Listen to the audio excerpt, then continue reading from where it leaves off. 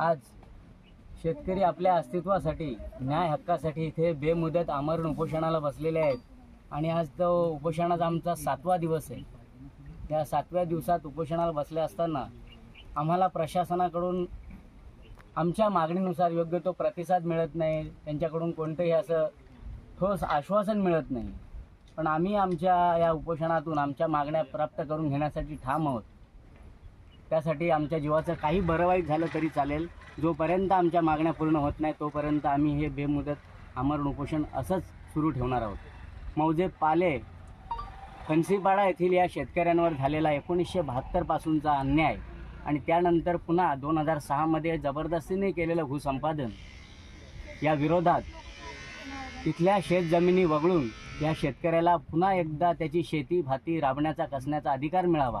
तसेच माझ्या मलंगड परिसरातील काकोळे, गोरपे, शिरिवली, आंभे या 4ही गावांना या MIDCच्या भूसंपादनात ग्रस्त करून जी मोगलाई सुरू आहे, सरकारी मोगलाई सुरू आहे। औरंगजेब मेला, औरंगजेबाची कबर खोदण्याची भाषा होत आहे। असो, त्यापुढील राजकारण मला बोलायचं नाही, पण औरंग्याच्या विचारांनी चालणारं जर सरकार असेल तर हे शिवरायांचे मावळे कदापि खपवून घेणार नाही। हा शेतकरी शिवरायांचा धारकरी, तुकोबारायांचा वारकरी आहे, हे दाखवून दिल्याशिवाय राहणार नाही।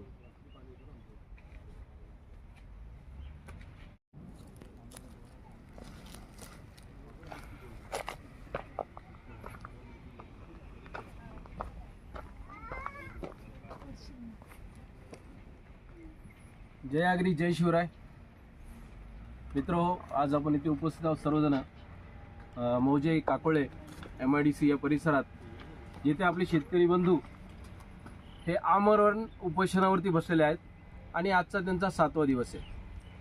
मित्रो, तुम्ही बघू शकता आज आमचे शेतकरी आहेत, त्यांची काय व्यथा चाललेली इथे। त्यांचं तिथे आरोग्याचे चेकिंग सुरू आहे की त्यांना काही त्रास होत नाही आहे।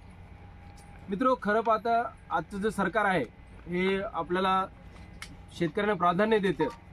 शेती उद्योगाला ते लोक सांगतात की अजून पुढे येऊन शेती उद्योग वाढला पाहिजे। तसंच शेतकऱ्यांच्या आत्महत्या याच्यावरती खूप चांगल्या पद्धतीने काम करत आहेत। परंतु इथे विषय असा आहे की इथे MIDCने काही शेतकऱ्यांची शेतजमीन जी आहे त्याच्यावरती त्यांचा हक्क दाखवलेला आहे। परंतु आज 1970-72 पासून दादांनी सांगितल्याप्रमाणे 1970-72 पासून ते इथे शेती करत आहेत। तर त्यांची एकच मागणी आहे की त्यांनी हा त्यांचा हक्क तिथून सोडावा आणि योग्य तो त्यांना न्याय निवाडा देऊन त्यांच्या शेती त्यांना करण्यास मोकळं करावं। आणि मित्रो, शेतकरी हा आपल्या देशाचा राजा आहे। शेतकरी पिकवणारच नाही तर आपण खाणार काय? आणि म्हणून सांगतो, आज हा लढा हा एका शेतकऱ्याचा नसून आपल्या भूमिपुत्राचा आहे। तर मी सर्वांना आवाहन करतो की सर्वांनी या आणि आपल्या या भूमिपुत्रांना, या आपल्या शेतकरी बांधवाला पाठिंबा द्या। आणि जर काही चुकीचं होत असेल, मी MIDCला एवढंच विनंती करेन की आपण तुमची जी तंत्रज्ञान आहे त्याचा वापर करा। काही तडजोड असतील त्या तुम्ही चेक करा आणि आमच्या शेतकऱ्याच्या बांधवाची जागा मोकळी करा, त्याला शेत भरा, त्याला शेती करायला मोकळं करा।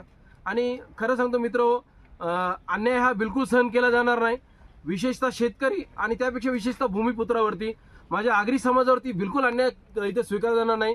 आज आम्ही समस्त आगरी सेना तालुका, आमचे तालुका प्रमुख जितेंद्र बाबू जोशी, आमचे विजयदादा जोशी, आम्ही स्वतः सर्व आगरी सैनिक आम्ही दादांच्या सहमतीत आहोत आणि आम्ही त्यांना पाठिंबा जाहीर करतो।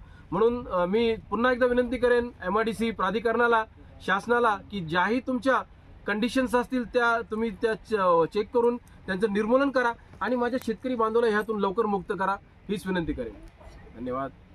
जय आगरी।